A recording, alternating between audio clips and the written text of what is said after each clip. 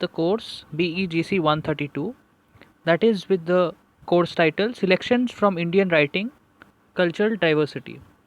अब यहाँ पर आप देख सकते हैं क्वेश्चन नंबर 1 है discuss Gandhi's view on religion and cultural diversity. तो गांधी का क्या व्यू था रिलीजन एंड कल्चरल डाइवर्सिटी के बारे में यहाँ पर दिया गया है। ठीक है, कैसे करके वो रिलीजन और डाइवर्सिटी का मतलब ये होता है कि बहुत सारा जो कल्चरल डाइवर्सिटी में मतलब होता है बहुत सारे कल्चर्स जिसमें यूज़ होता है। जैसे इंडिया में बहुत सारे कल्चर्स हैं, उसके बारे में आप जानते हो। जैसे नॉर्थ इंडिया का कुछ अलग कल्चर है, साउथ इंडिया का कुछ अलग कल्चर है, इसी के बारे में यहाँ पर जिस्ट में दिया गया है। ठीक है, तो ये वाला चीज़ आप देख लीजिएगा क्योंकि ये एक स्पेसिमेन पेपर है और जो इम्पोर्टेंट होगा मैं वो ही एक्सप्लेन करूँगा। ठीक है, और ये टेलीग्राम में भी अवेलेबल हो जाएगा। ठीक है, तो आप लोग चिंता मत कीजिएगा इसके बारे में। इसके बारे में अगर आप देख सकते हैं डिफरेंट टाइप ऑफ कल्चर्स है, जैसे डिफरेंट टाइप ऑफ रिलीजन्स है, वैसे ही डिफरेंट टाइप ऑफ रीजन्स के भी कल्चर्स होते हैं। डिफरेंट रीजन्स और रिलीजन्स में आपके बहुत सारे डिफरेंसेस भी होते हैं कल्चर्स में। ठीक है, उसके बाद हम लोग आते हैं right a note on unity in diversity in India's approach. ठीक है, ऐसा ही टाइप का कुछ क्वेश्चन BEGC 132 का क्वेश्चन मतलब सिलेक्शन में भी आया था पेपर्स में। तो ये क्या है कि पॉलिटिकल यूनिटी है। ठीक है, बहुत सारा सोशल यूनिटी है, इसके बारे में बताया गया है कि बहुत सारे कल्चर्स, जैसे मैंने पहले बताया कि कल्चर्स के बारे में डिस्कस किया गया है। ठीक है, बट उसके बाद यहाँ पर क्या क्या चीज़ है। ठीक है, जैसे पॉलिटिकल सिनेरियो है, बहुत सारा चीज़ है, लैंग्वेज का डिफरेंस है। ठीक है, सोशल कल्चरलिज्म के ऊपर में डिफरेंस है। ठीक है, तो ये सब चीज़ के ऊपर में है, रिलीजन है, कास्ट है, डिफरेंट टाइप के ट्राइब्स है। ठीक है, तो इसी के बारे में आंसर है। नेक्स्ट है question identify the challenges and benefits of cultural diversity in Indian organisations. ठीक है, तो ये जो challenges and benefits of cultural diversity in Indian organisation है, जैसे कम्युनिकेशन है, रेजिस्टेंस टू चेंज है। ठीक है, इसके बारे में देखना है। Benefits of cultural diversity like better customer service, better problem solving. ठीक है, फिर more tolerance of different ideas, more flexibility. आप लोग ये सब चीज़ देख लीजिएगा। ठीक है, उसके बाद highlight constitutional provisions about language. ठीक है, तो यहाँ पर प्रोविजंस एंड लैंग्वेज, इसके बारे में अगर आप देखिएगा तो एक लैंग्वेज के बारे में यहाँ पर बताया गया है। ऐसे में तो ये टाइप के क्वेश्चंस आपके नहीं आएंगे, इसीलिए मैं एक्सप्लेन नहीं कर रहा हूँ। यूनिटी इन डाइवर्सिटी आ सकता है, but as a constitutional type of questions ये सब चीज़ नहीं आएगा क्योंकि ये एक लिटरेचर पेपर है। हाउएवर इसका जो थीम है ये बहुत इम्पॉर्टेंट है कि जैसे हिंदी। ठीक है, हिंदी आपका एक बहुत इम्पॉर्टेंट लैंग्वेज था। ठीक है, तो ये डिबेट होता है कि क्या नेशनल लैंग्वेज है इंडिया में, क्योंकि इतने सारे लैंग्वेजेस ऑलरेडी प्रेजेंट है हम लोग के बीच में। ठीक है, उर्दू है, इंग्लिश है, इंग्लिश आ गया आफ्टर फ्रीडम के टाइम। ठीक है, उर्दू, बंगाली, हिंदी, तमिल, कन्नड़ा, बहुत सारा है। ठीक है, तो कौन सा आपका जो नेशनल लैंग्वेज कहलाएगा वो एक बहुत बड़ा क्वेश्चन मार्क है, क्योंकि डिफरेंट रिलीजन्स में डिफरेंट टाइप ऑफ लैंग्वेजेस होते हैं। तो इसी का बेस में ये चीज़ है, और इसके ऊपर में एक पोएम भी है हिंदी बोल के। ठीक है, तो वहाँ पर जो राइटर है वो वाला चीज़ आप देख लीजिएगा कि हिंदी का कॉन्टेक्स्ट क्या था। वहाँ पर जो राइटर है वो क्या बोलता है कि लैंग्वेज जो स्पीक हम लोग नहीं करते या यूज़ नहीं करते, उससे क्या हो जाता है कि लैंग्वेज का आस्ते आस्ते वो एक्सटिंक्ट होते जाता है। बहुत सारे लैंग्वेजेस है जो इंडिया में स्टार्ट हुआ था, इंडिया से ही हुआ था, बट बहुत सारे बाहर के जगह में वो प्रैक्टिस किया जाता है। इंडिया में वो लोग कोई बोलने वाले या प्रैक्टिस करने वाले नहीं होते। तो ये एक बहुत इम्पॉर्टेंट है और हिंदी का बहुत ज़्यादा ही महत्व है। आज के दिन में हिंदी के बिना कुछ होगा ही नहीं।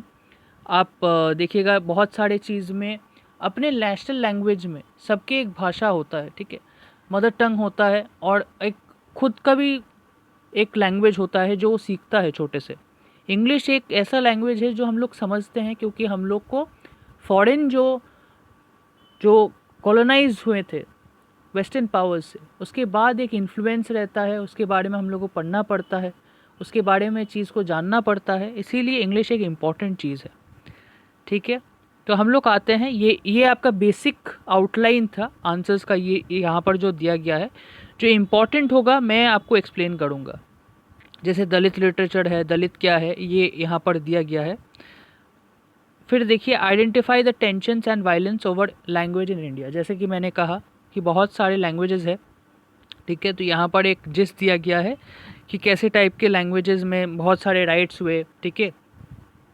एंटी हिंदी राइट्स हुआ, ठीक है, एंटी हिंदी राइट्स हुआ। फिर बहुत सारे लैंग्वेजेस में आपके फाइट्स हुए, ठीक है। फिर ये जो फाइट्स है बंगाली स्पीकिंग मुस्लिम्स में हुआ, एंटी हिंदी राइट्स हुआ, असमीज़ बंगाल का राइट्स हुआ, बहुत सारे राइट्स हुए यहाँ पर। तो ये चीज़ में एक हिस्टोरिकल बैकग्राउंड है। तो बेन जो है आप इसको जस्ट रीड कर लीजिएगा, इसका कॉन्टेक्स्ट के ऊपर में आपका पोएम बहुत ज़्यादा इम्पॉर्टेंट है, फिर आप इसके बारे में बोल सकते हैं। फिर यहाँ पर दिया गया है identify the major silsilas of the Sufis, ठीक है। The major silsilas of the Sufis, ठीक है, उन लोग का ऑर्डर होता है 12 ऑर्डर्स या सिलसिलाज जिसको बोलते हैं। टोटल में सूफी में 12 ऑर्डर्स या सिलसिलाज होते हैं, ठीक है। तो चिश्ती सिलसिला है, ठीक है, जहाँ पर आपका जो मेन कॉन्टेक्स्ट में अगर आप देखोगे ख्वाजा चिश्ती, इसके बारे में आपको बोला गया है और यहाँ पर नेम्स दिया गया है। उसके बाद सुहरावर्दी सिलसिला, इसके बारे में आपको बताना है कि कौन आपका ये कौन राइटर है, कौन यहाँ पर जो मेन जो आपका इस्लाम के ऊपर में है, इसके बारे में दिया गया है। सूफ़ी मूवमेंट के अंडर में ये पड़ता है, ठीक है। तो ये जो आपके कॉन्टेक्स्ट में है, आपके सूफ़ी मूवमेंट के कॉन्टेक्स्ट के हिसाब से ये क्वेश्चंस आ सकते हैं, ठीक है। अब नेक्स्ट क्या है, गेस्ट पेपर 2। सूफ़ी मूवमेंट का डायरेक्ट क्वेश्चन आ सकता है या बोल सकता है कि what were the brief movements in the Sufi movement, ठीक है। जो जो आपके सिलसिलाज थे उसके बारे में भी क्वेश्चन आ सकता है, बट वो थोड़ा घुमा फिरा के क्वेश्चंस देगा, ठीक है। फिर आता है right a note on the भक्ति मूवमेंट। भक्ति मूवमेंट बहुत इंपॉर्टेंट है, सूफी मूवमेंट भी बहुत इंपॉर्टेंट है। भक्ति मूवमेंट आपका कहाँ से स्टार्ट हुआ था, एक ऑलरेडी अगर आप क्वेश्चन देखोगे तो साउथ से स्टार्ट हुआ था, ठीक है। ये क्वेश्चन पूछा था कि लास्ट जो हम लोग दिसंबर के सेशन में भी कर रहे थे कि what is right a note on the भक्ति मूवमेंट। तो भक्ति मूवमेंट के बारे में जब भी आप लिखते हो तो आप बोलिएगा कि कैसे करके साउथ से वो नॉर्थ में गया। आप डेट ज़रूर लिखना कि कौन से सेंचुरी से ये ट्रैवल किया है साउथ टू नॉर्थ का। अगर आप देखोगे 6 to 8 सेंचुरी से आपका साउथ में पहले हुआ था, और कौन कौन से राइटर्स थे, ठीक है। फिर कबीर, सूरदास, तुलसीदास, ये सब राइटर्स थे और इसके बारे में आपको लिखना है, ठीक है। भक्ति मूवमेंट, भक्ति या डिवोशन, ठीक है, ये बहुत इंपॉर्टेंट है कि इसके बारे में आपको बताना है कि कैसे करके भक्ति मूवमेंट में आपका जो सूफ़ी मूवमेंट का यूनिशन है, या सूफ़ी मूवमेंट और भक्ति मूवमेंट कैसे करके पैरेलली क्या क्या सिमिलैरिटीज़ थे, क्या चीज़ उन लोग को एक किया, इसके बारे में आपको पढ़ना है, ठीक है। फिर यहाँ पर वैष्णवाइट मूवमेंट के बारे में आपको बताया गया है। वैष्णवाइट मूवमेंट भी आपका बहुत इंपॉर्टेंट है, आप देख लीजिएगा इसके बारे में, ठीक है। अब यहाँ से मेन जो कॉन्टेक्स्ट आता है, क्योंकि वो मैं इसीलिए एक्सप्लेन नहीं किया क्योंकि वो आपका डायरेक्ट क्वेश्चन पूछता है और उसके सब हेडिंग्स कुछ रहते हैं, ठीक है। तो मैंने क्वेश्चन पेपर में ऑलरेडी डिस्कस कर लिया है, जो मेन पोर्शन रहेगा उसी को मैं इलेबोरेट करूँगा। डिस्कस मार्जिनलाइजेशन ऑफ ट्राइबल, ये एक बहुत इंपॉर्टेंट है क्वेश्चन है और हर साल एक करके आता ही आता है, श्योर शॉट।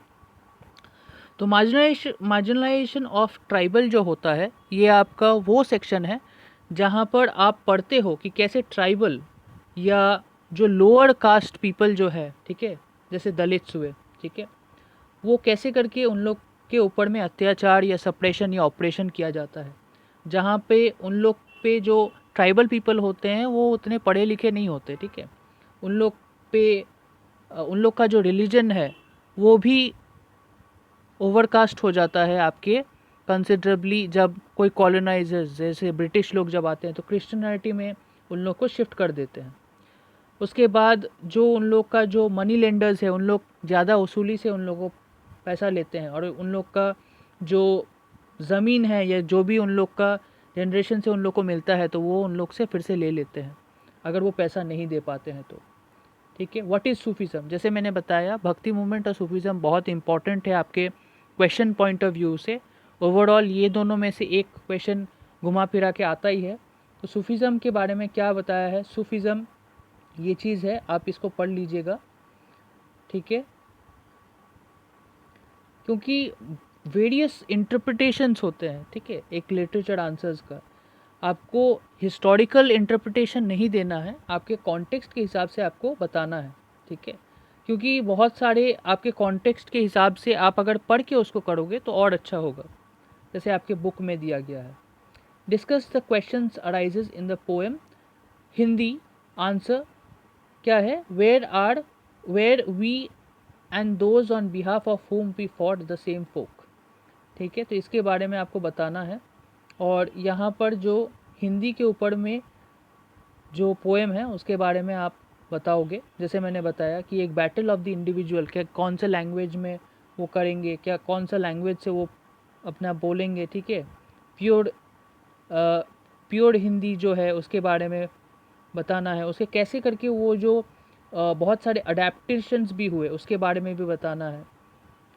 तो ये वाला भी आपका बहुत इम्पॉर्टेंट चीज़ होगा, जहाँ पर यहाँ पर हिंदी के ऊपर में बहुत सारे इंटरप्रिटेशंस दिया गया है, ठीक है। फिर यहाँ पर है right the substance of the essay the mad lover, ठीक है। तो doctor Das begins with the essay the mad lover. Mad lover बहुत ही इम्पॉर्टेंट है और सपोजिटली ये आपका फर्स्ट पोएम है आपके कॉन्टेक्स्ट में, ठीक है, द मैड लवर करके, ठीक है। तो मैड लवर के बारे में आपको बताना है कि मैड लवर क्या है।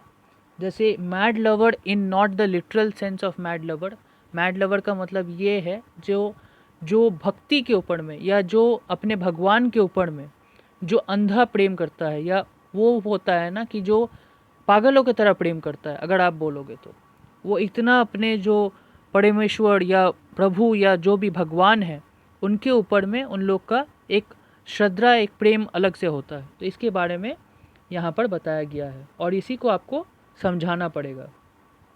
राइट ए नोट ऑन वकानाज रिटन बाय महादेव्याका, ठीक है। वकानाज क्या है, वचानाज या वकानाज जो भी आप बोलिए, इन संस्कृत मीन्स स्टेटमेंट और सेइंग। इसका मतलब ये है कि संस्कृत में कि स्टेटमेंट और सेइंग है ये, ठीक है। तो इसके बारे में क्वेश्चन आ सकता है, ये आप देख लीजिएगा,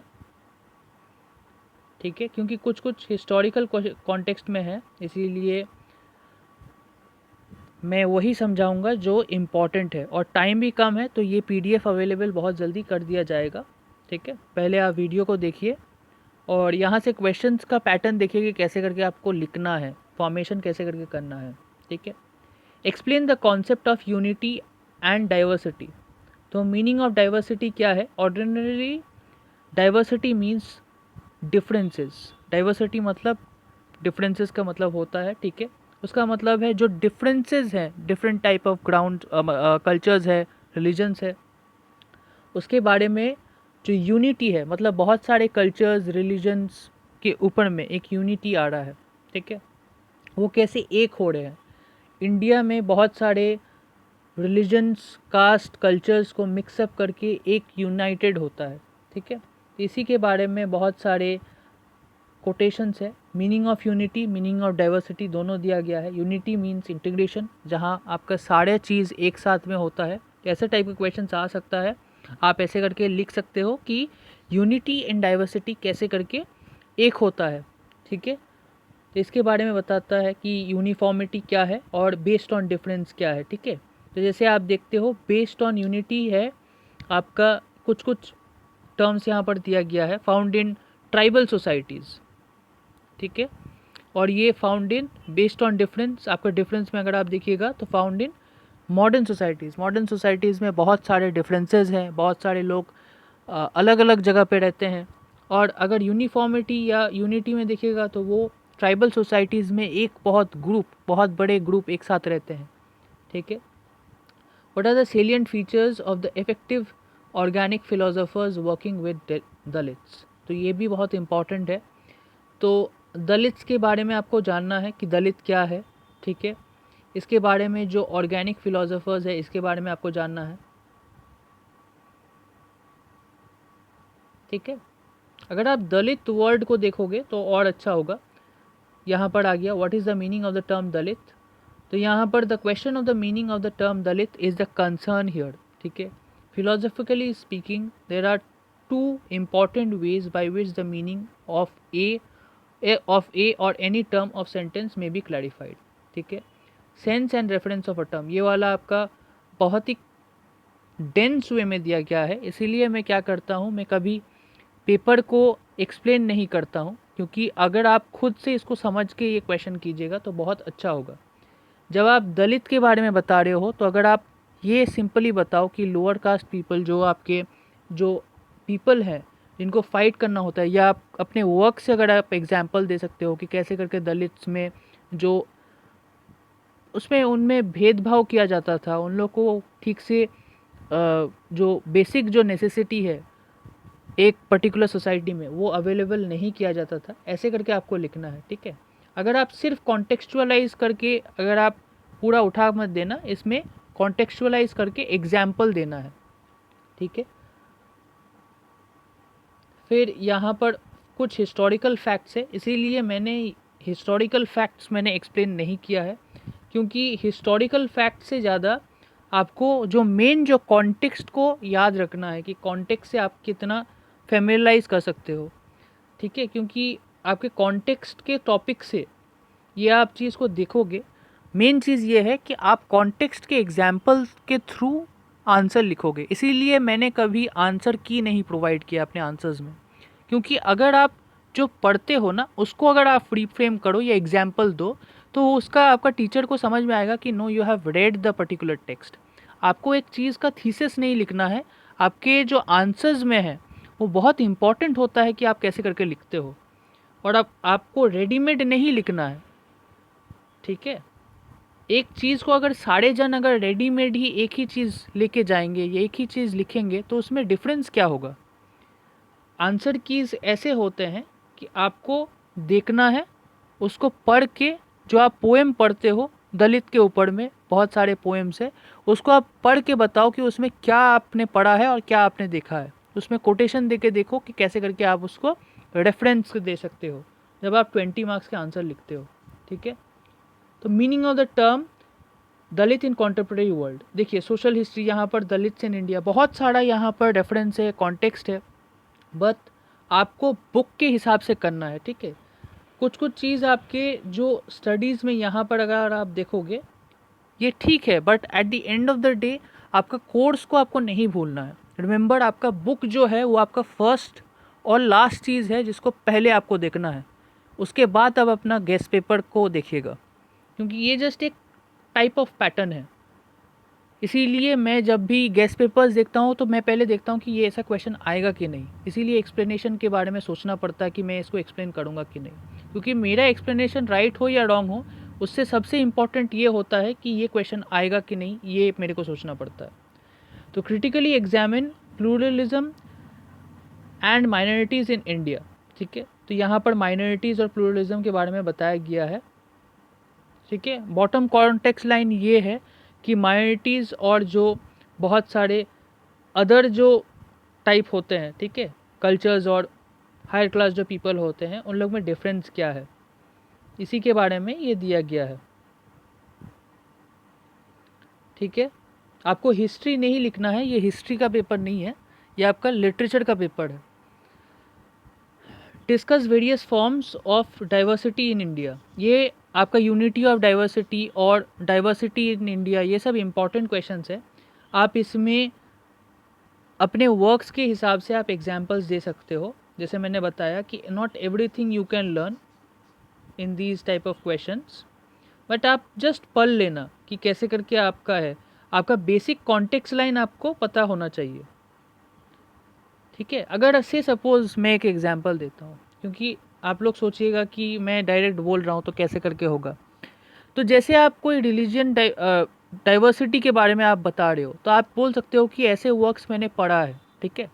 जब आप आंसर्स लिखते हो तो उसी में आप बोल सकते हो कि मैंने हिंदी के बारे में मैंने एक लैंग्वेज डाइवर्सिटी भी पढ़ा और उसी साथ साथ में मैंने डिफरेंट कल्चर्स के बारे में भी मैंने सीखा, ठीक है। तो ये एक चीज़ है कि इंडिया के बारे में आप खुद वो कॉन्टेक्स्ट को आंसर कर पाओगे, ठीक है, क्योंकि आपको डेटा प्रोवाइड नहीं करना है, आपके अंडरस्टैंडिंग के ऊपर ही आपको मार्क्स मिलेगा, ठीक है, क्योंकि लिटरेचर पेपर में आपको वर्क्स को समझाना है।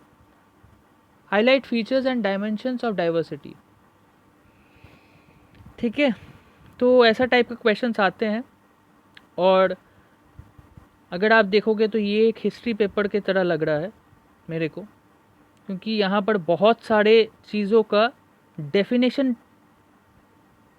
दे दिया गया है। बट आप जब लिटरेचर पेपर को अंडरस्टैंड करोगे, ये आपका थोड़ा बहुत हिस्टोरिकल फैक्ट्स आप जान सकते हो कि ठीक है, आप थोड़ा बहुत इंट्रोडक्शन के लिए दे सकते हो, बट बॉटम लाइन आपका इंग्लिश का पेपर का क्या होता है, जब भी आपके ऐसे क्वेश्चन होते हैं तो ओपन एंडेड क्वेश्चन होता है, और इसीलिए सारे चीज़ों का आंसर की नहीं दिया जाता है।